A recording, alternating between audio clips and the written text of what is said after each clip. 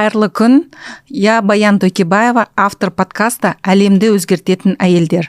Наш проект реализуется Альянсом женских сил Казахстана при содействии Канадского фонда поддержки местных инициатив. Біздің студияда бүгін қонақта Бимендина Асима Тимкеновна. Бұл кісі Астана қаласының балалардың құқығы жөніндегі өңірлік уәкіл болып келеді. Біздің студияға қош келдіңіз. Асима Тимкеновна, екі тілде жүргізейік біз, қазақша, орысша біздің подкастты. Сізді енді осы қалада көбі жақсы біледі ғой. Өзіңіз туралы кішкене айтып берсеңіз. Рахмет, Баян, шақырғаныңызға. Ең біріншіден енді Астана қаласының тұрғыны ретінде 25 жыл болды биылғы жылы. 1998 жылы осы жаққа келгенбіз. Сондықтан Астана қаласының орны менің жүрегімде ерекше. Өзім енді қазіргі таңда уәкіл ол қоғамдық жұмыс. Қазіргі таңда мен коммерциялық емес акционерлік қоғамының президентінің кеңесшісімін. Көп жылдай осы техникалық және кәсіптік білім саласына әдістемелік қолдаумен айналысамыз. 5-ші шақырылымның мәжілістің депутатымын. 8 жылдай білім басқармасын басқардым Астана қаласында. Алматы ауданының әкімнің орынбасары болдым. 8 жылдай Алматы ауданының аппаратында жұмыс істедім. Сондықтан осы қаланың 25 жылдың арасында тұрғынымын. Осы қаланың көптеген белгілі азаматтарын білемін. Ұстаз қауыммен көп жылдай жұмыс істедім. Сондықтан әр адамның, осы Астана қаласында тұрып жатқан әр адамның отбасында, жанұясында, әсіресе балапандарымыз жақсы өсіп, өніп, білім алып, ертең осы қаламыздың ерекше азаматы болса, сол біздің мақсатымыз да, міндетіміз де деп ойлаймын. 2 балам бар, немерелерім бар, жолдасым бар, туыстарым осы қалада тұрады. Сондықтан Астана қаласы өзіміздің сүйікті қала деп айтуға болады. Сіз қазір енді пенсиядасыз ғой, демалыстасыз. Сонда да неге осы сіз енді үйде осы немерелерді қарап отырмай, осы жұмыспен айналысасыз? Бұл енді қоғамдық жұмыс қой. Өте көп уақытыңызды алады, ресурстар керек деген сияқты. Осы туралы айтып берсеңіз. Рахмет, Баян. Өте сондай маңызды да, қызықты да сұрақ деп айтамын. Өйткені мен Баян әлі демалғам жоқпын. Мен өзім ойлаймын, әр адамның денсаулығына байланысты, өзінің ішкі сондай сезіміне байланысты демалысқа енді әрине кететін уақыт келіп қалды. Бірақ та мен міне техникалық және кәсіптік білім саласында жұмыс істеп жатырмын. Мына уәкіл ретінде қоғамдық жұмыс істеп жатырмын. Мен өзім ойлаймын, әлі қоғамға керекпін. Кішкене болса да өзімнің үлесімді қоссам, балалардың тәрбие жолында, мынау техникалық және кәсіптік білім саласына, жалпы жас ұстаздарға, жас басшыларға, мектеп басшыларына, мынау қаладағы білім басқармасына, өйткені көптеген шәкірттерім жұмыс істеп жатыр. Сондықтан әлі де көмек көрсеткім келеді. Сондықтан мен ойлаймын, мынау әр адамға бір күнде бір кісіге көмек көрсетсең, бір кісіге кеңес берсең, бір кісіге жалпы балалар жөнінде көмек көрсетсең, ол үлкен жұмыс деп ойлаймын. Сондықтан күнім осылай пайдалы өтсін, халық үшін, жастар үшін, балалар үшін жұмыс істеуге әлі де дайынбыз, жұмыс істеп жатырмын. Өте дұрыс. Осы қоғамға жасап отырған еңбегіңізге көп алғысымды айтам. Енді келесі сұрағымыз, қазір енді осы балалардың безопасность дейді ғой, детская безопасность на первом месте.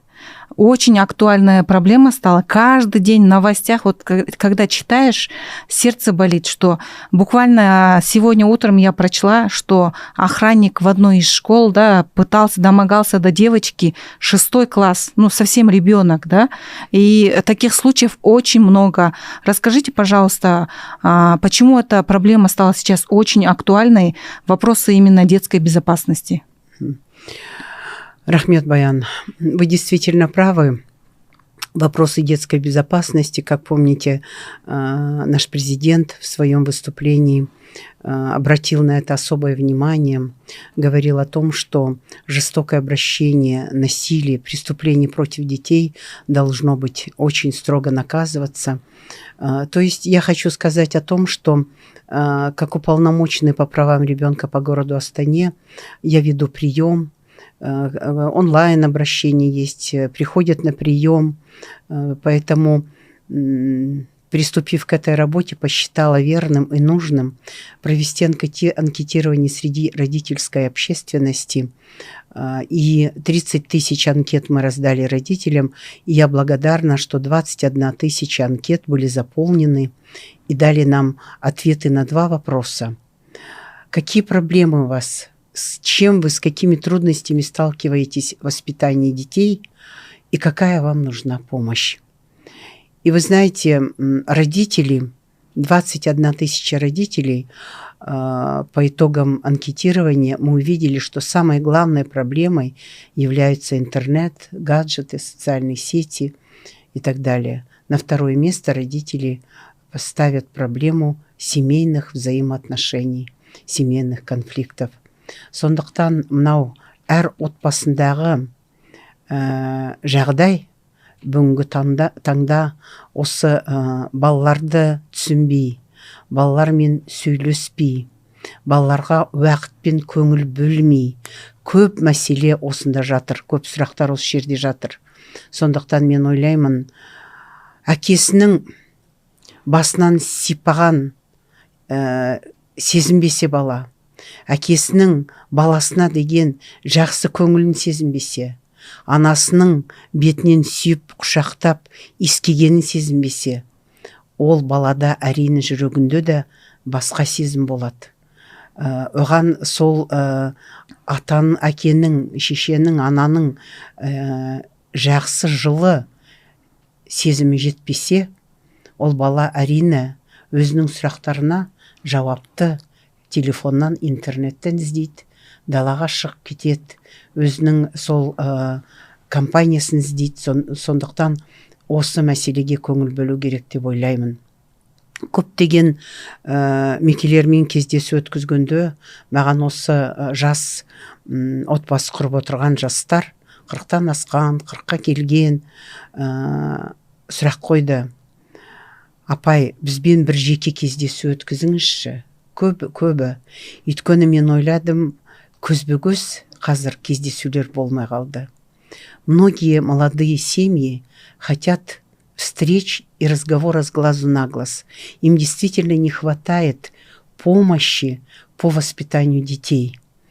И когда я задала вопрос, вчера прошел день, сколько времени вы провели с ребенком, из большого количества присутствующих в одной из организаций мне только 2 человека ответили, что они провели время с детьми, делали уроки вместе вышли на улицу перед сном, прогулялись, а другая масса промолчала, потому что они действительно не уделяют время.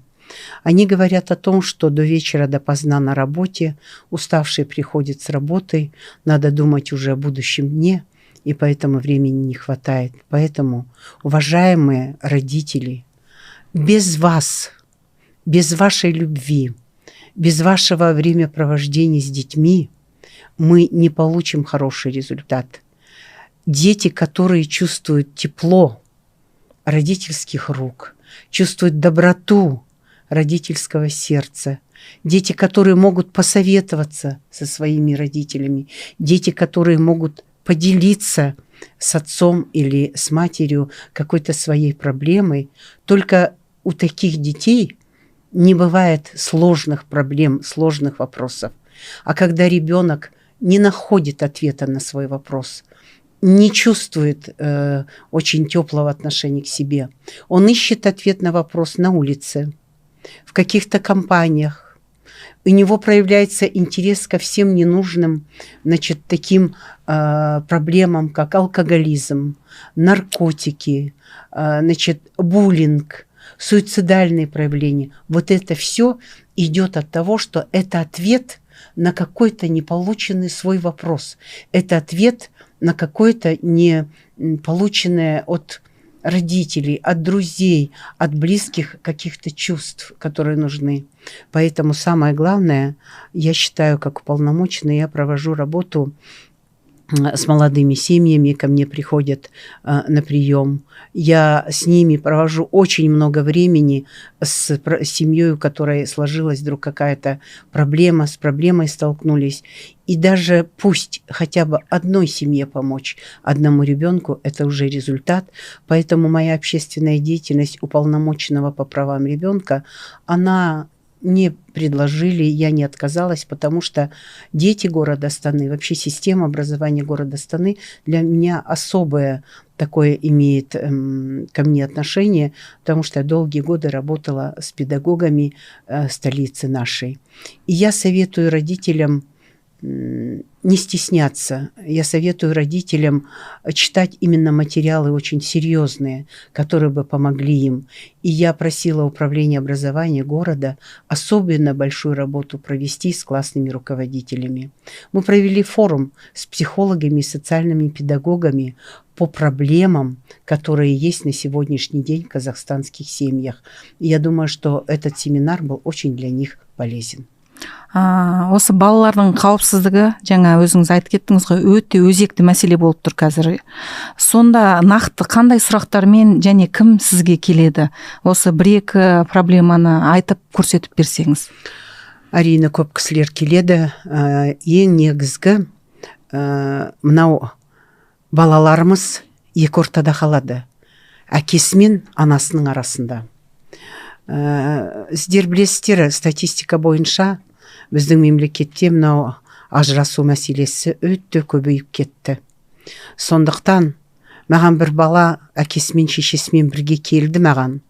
Сонда маған бала айтты: апа, мен анамен да, әкеммен де болғым келеді. Олар неге бірге тұрмайды?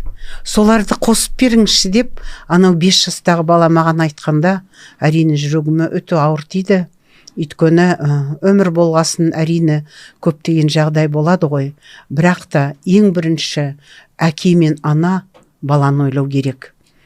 Бір отбасы, тағы да бір проблемам келді. Ажырасып кеткен отбасы. Баланың анасына, семьясынан ажырасқан әкесі баланы дұрыс қарамайды, баланы ұрып соғады, баланы дұрыс тамақтандырмайды деп сондай мәселе қойды. Бірақ та олар сот бойынша өздерінің кестесі бар баланымен кездесу. Сол кезде мен ол кісілермен жеке бөлек сөйлестім, әкесімен, анасымен. Ең бірінші менің айтқан сол көмек ретінде сіздер баланы ойлаңдар ең бірінші.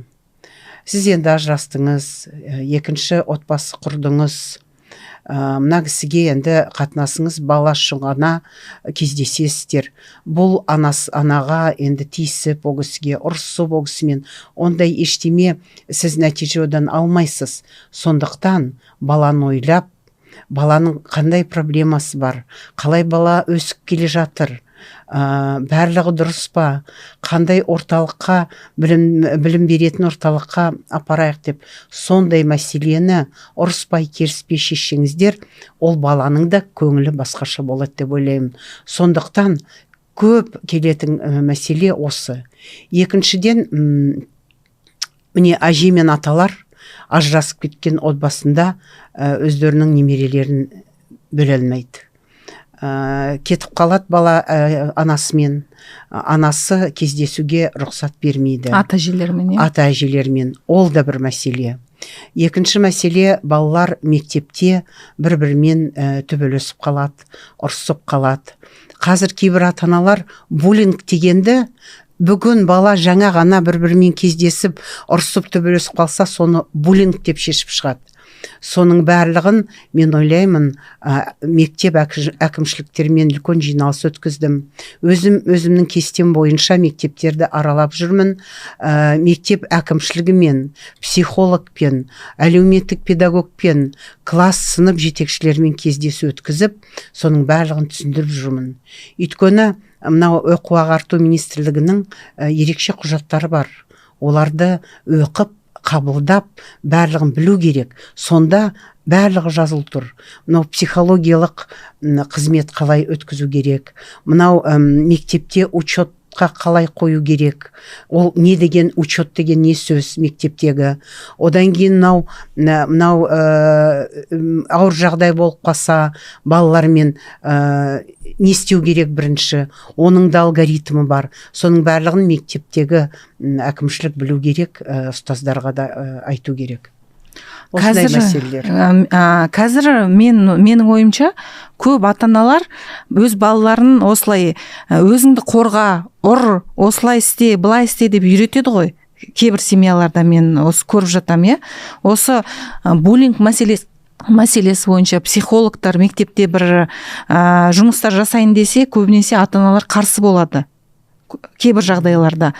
Осы буллинг дегеніміз не? Осы біздің көрермендерге, біздің көріп жатқан аналарға, ата-аналарға, ата-әжелерге айтып берсеңіз, түсіндіріп, буллинг деген не? Неге ата-аналық жиналысқа бару керек? Неге рұқсат беру керек?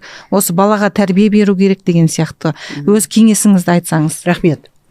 Ең біріншіден мектеп пен ата-ана мен ата-аналардың қарым-қатынасы өте тығыз болу керек. Өйткені өзінің баласының болашағын ойлайтын ата-ана бір айда бір уақытта бар. Мектеп енді күнде шақырмайды ата-аналарды, келіңіздер, болыңыздар деп. Бірақ міне әкелер кеңесі, осы әкелер кеңесі Астана қаласында бірінші құрылған 59-шы мектептің базасында. Қазір әкелер кеңесі үлкен республикалық қозғалысқа айналды. Көптеген жақсы жұмыс істеп жатыр. Әкелер өте үлкен көмек көрсетіп жатыр. Аналар кеңесі де бар. Астана қаласында көптеген аналар тобы бар әр мектепте. Мынау балалар кейбір ауыр жағдай болып қалғанда, не бір сұраққа жауабын алмағанда ұстазға мүмкін айтқысы келмейді. Ана тобына, аналарға уақыт бөлетін, сондай балалармен жұмыс істегісі келетін, ол да қоғамдық жұмыс қой, сондай кісілерге мүмкін өзінің проблемасын айтып, көмек берсе, консультация берсе, сонда жақсы болар деп ойлаймын. Сондай топтарда жұмыс істеп жатыр. Мен ойлаймын, буллинг деген мәселе ол міне күнде көз ұзақ уақыт бойынша балаға тиісіп, балаға мазалап баланы, ол балаға ұрып соғып деген сияқты сонда ғана буллинг деп айтуға болады. Ол бала әрине психологиялық жағдайда нашар болады. Ол бала өзі ешкіммен сөйлеспей өзі болып қалады. Не атасына, не әкесіне, не анасына айтпайды. Оның барлығын мынау мектепте де, үйде де ата-ана көру керек. Мектепте ұстаздар, мынау сынып жетекшісі 40 баланы күнде таңертең келгеннен міне сағат 3-ке дейін көреді ғой баланы. Сынып жетекшілер, ұстаздар баланың көзінен ғана біледі. Мына бала бүгін қуанып келіпті. Сондай баланы көргенде барлық сынып қайтып, мынау балада сондай жағдай болыпты, жақсы. Кеше ғана осы семьяда тағы бір бала туыпты, қуанайықшы деп. Ал енді бала көңілі болмай келсе, ренжіп келсе, жылағанын көріп қалса, оны да ақырын сұрап білу керек.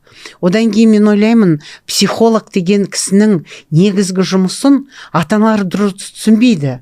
Психолог ол психиатр емес.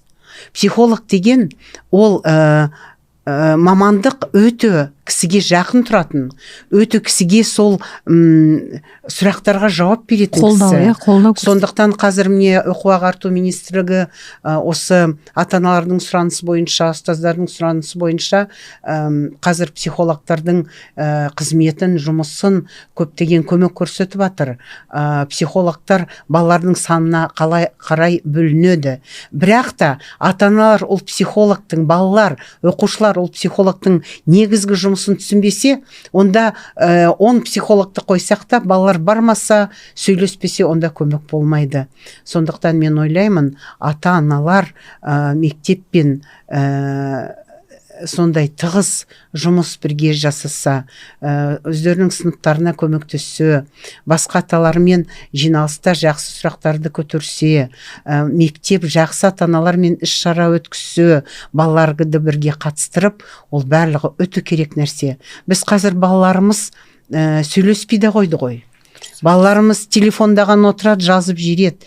Қазір балаларымыз осы сөйлемей қалама деп бір жағынан қорқамыз. Сондықтан бірақ та қазіргі біздің заман цифровизация кезінде біз әрине технологияларсыз ешқайда бармаймыз.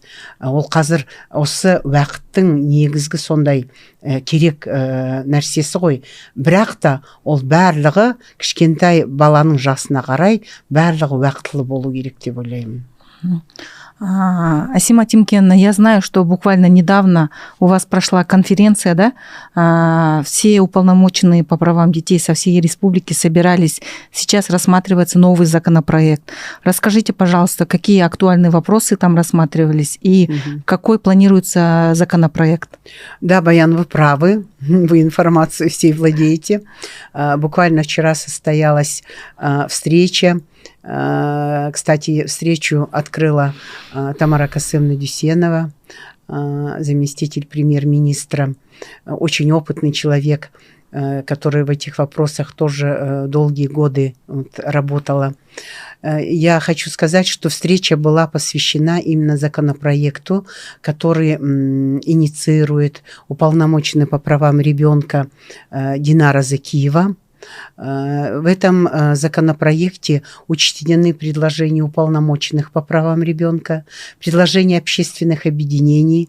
И вчера состоялся очень интересный разговор о вопросах безопасности детей, о вопросах, с которыми сталкиваются родители по состоянию здоровья.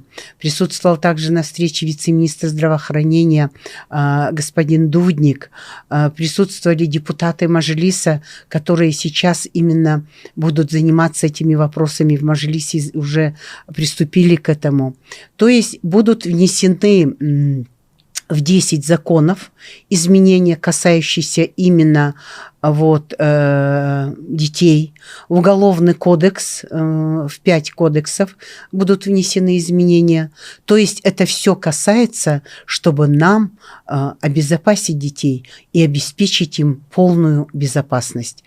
Поднимались вопросы того, чтобы какие, значит, наказания должны понести люди, которые именно совершают преступления, насилие именно против детей. Поэтому все предложения, которые туда внесены, они действительно взяты от предложений от родителей, от общества, от общественных объединений, от уполномоченных. Уполномоченные по правам ребенка работают в каждом регионе. Вот буквально вчера мы с Динарой Булатовной обсудили еще ряд вопросов, которые есть именно и дали возможность. Это была диалоговая площадка для родителей, и в онлайн-режиме подключались, и многие общественные объединения непосредственно там выступили. Поэтому именно правовая грамотность родителей, теперь вопросы оказания помощи детям, которые стоят на учете и больны редкими заболеваниями, какая помощь оказывается, сколько на это выделяется средств.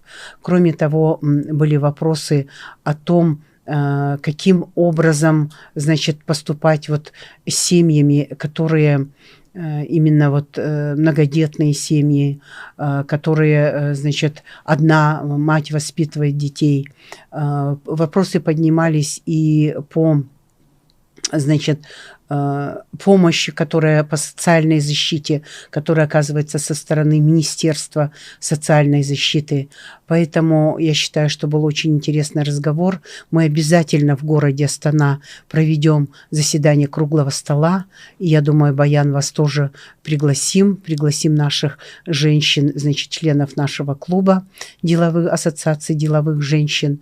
Вот, и пригласим управление образования, здравоохранения и общественные объединения, которые занимаются этими вопросами, и подробно обсудим, какие внесены изменения в какие законы. Вы как раз здесь упомянули о клубе, да, у нас вот есть клуб женщин-политиков, это те люди, у которых есть опыт работы в Маджлисе, занимали общественные позиции, да, имеют очень такое влияние, хороший опыт. И наш клуб женщин-политиков как раз-таки делится, да, с молодежью, с нами, да, своим опытом, дает какие-то консультации. Расскажите, пожалуйста, немножко про клуб женщин-политиков, и это же тоже общественная работа, можно так сказать, да? Я горжусь тем, что я являюсь членом клуба женщин-политиков и считаю, что очень правильно, что создан такой клуб. Возглавляет его Барганам Сариевна, сенатор, бывший министр образования. Кстати, в 2006 году, когда пришла я в управление образования, Барганам Сариевна в то время работала министром образования нашей страны. И есть коллеги-депутаты, которые, значит, долгие годы, несколько созывов работали депутатами. Раушан Сарсимбаева – это наш, постоянно мы говорим, инициатор всех хороших, интересных дел. Очень хватает энергии у нее на все, поэтому... Я думаю, Елена Ивановна Тарасенко, никогда не забуду, что Елена Ивановна всегда поддерживала наш город в плане вопросов туризма, вот, именно краеведения, развития этой работы. Поэтому это очень нужно. Вы знаете, самое главное, одним из направлений работы клуба женщин-политиков является продвижение молодых, активных женщин именно на работу на государственную службу, значит, в среду депутатов, теперь, значит, в среду предпринимателей. Многие хотят, молодые люди, заниматься предпринимательством, особенно женщины, не знают, как это начать. То есть опыт, который мы накопили, именно и в плане, значит, подготовки законов, законопроектов различных, рассматриваемых, и в плане государственной службы, я думаю, что молодым очень важно. Я, например, для себя вижу, как член клуба, значит, женщин-политиков, это оказать содействие управлению образования города по подготовке молодых руководителей в школы, в детские сады, в организации дополнительного образования, потому что опыт не сразу приходит, надо просто оказать содействие. Симай Тимкеновна, вот вы говорили, что нужно родителям больше времени проводить с детьми, ограничить гаджеты, да? Дайте, пожалуйста, несколько советов для наших слушателей. Что вы им еще посоветуете вообще, чтобы действительно наши дети жили счастливо, были в безопасности? Что нам нужно делать, родителям, общественности, чтобы у нас вот вопросы безопасности действительно были... ну, как мы не боялись за наших детей. Өмірдің бақыты, өмірдің қуанышы, өмірдің ең негізгі мақсаты біздің балалар бақытты болу үшін, аман болу үшін. Дети – наше счастье. Дети – это ради чего мы все живем. Дети – это наше будущее. И будущее нашего государства в детях, которые сегодня растут. Поэтому, понимаете, эта тема, ну, родители должны понимать, что это их ребенок. И от того, как они относятся к своему ребенку, таким он вырастет. Дети плохими не приходят именно на этот свет. Дети приходят одинаково все. Но от того, как относится папа, мама, как относятся в детском саду, как воспитывают в школе, как воспитывает их общество, какие у них друзья, как они играют, как они должны друг к другу относиться. Понимаете, вот это чувство доброты, чувство теплоты, чувство взаимопонимания, оно обязательно, вот это все приходит с воспитанием. И вы знаете, говорят, что с первых дней появления на свет ребенка надо сразу заниматься воспитанием. Проходит несколько дней, уже поздно. Это, вы знаете, педагогика, психология, значит, наши медицинские работники в этом правы, потому что ребенок каждый день получает воспитание. Самое главное, родители должны быть примером, образцом. В той семье, где всегда стоит шум, гам, где всегда есть какое-то оскорбление к матери, допустим, ребенок это видит. Этот мальчик все видит и впитывает. И он завтра это все может проявиться все у него в его семье. Поэтому, родители, никогда не забывайте, что если вы маму этого ребенка на празднике дарите ей цветы, если 8 марта – это особенный день, если день рождения мамы – это особенный день, и мальчики, которые в этой семье воспитываются, видят, как отец относится к своей маме, бабушке их, к своей супруге, их маме. Они, вы знаете, они это все впитывают. Поэтому особое внимание я хотела бы уделить воспитанию девочек. Понимаете, если сейчас вот 5-6 класс, я всегда прошу в школах, вот эти советы мам, советы отцов, они должны сейчас работать, проводить работу с нашими девочками, 5-классницами. Завтра пролетит время, они будут создавать семьи, и от женщины, от ее теплота очага, вообще свет этого очага зависит от женщины. А это наши девочки, которые сейчас растут. Поэтому я думаю, что надо обязательно уделять внимание детям, проводить время при всей своей занятости. Понимаете, это должно быть как закон. Вечером перед сном вывести их погулять. Пусть это будет буквально 20 минут и полчаса, но дети, каждый этот разговор, когда они идут и разговаривают с папой или с мамой, они будут всегда помнить. Детство проходит очень быстро. И если ребенку создали мы счастливое детство, то оно будет всегда у него в памяти. Большое спасибо. И вот последний у меня вопрос. Каким вы увидите будущее нашего Казахстана? Я считаю, что Казахстан – это большая, Казахстан состоит из семей, общество наше складывается из каждой семьи. Вот это наша большая страна.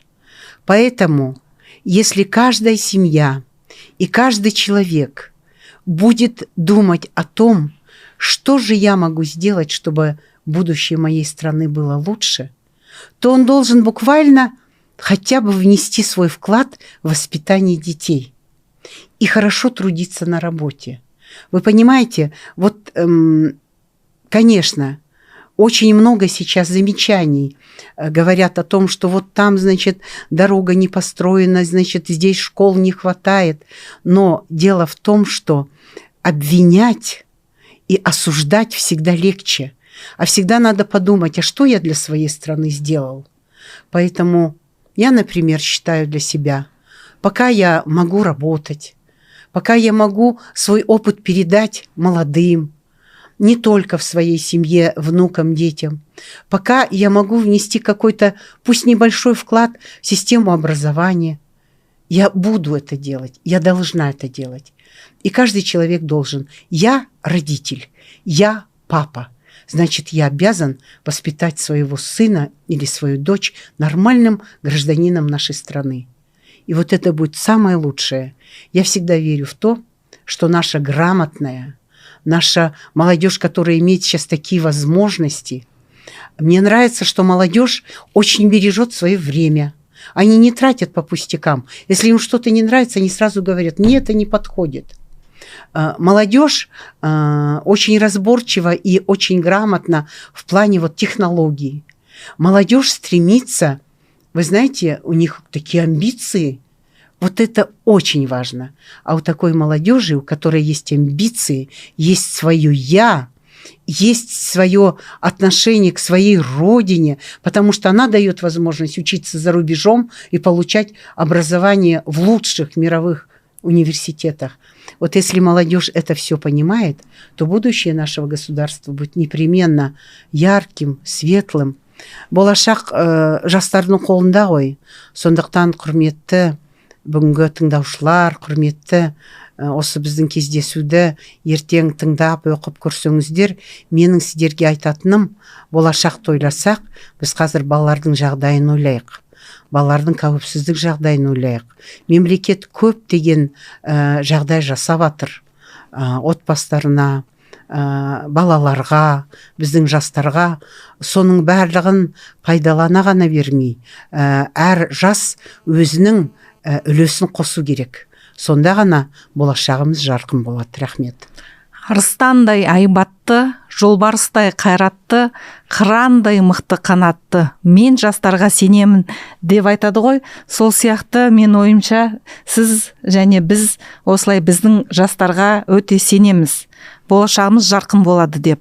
Дорогие зрители, а я хочу вам напомнить, что наш проект «Әлемді өзгертетін әйелдер» реализуется Альянсом женских сил Казахстана при содействии Канадского фонда поддержки местных инициатив. Прошу вас поддерживать нас в YouTube, в социальных сетях, отправлять ваши вопросы. Также буду рада предложениям, кого бы вы хотели бы видеть гостем в наших следующих программах. Всем большое спасибо.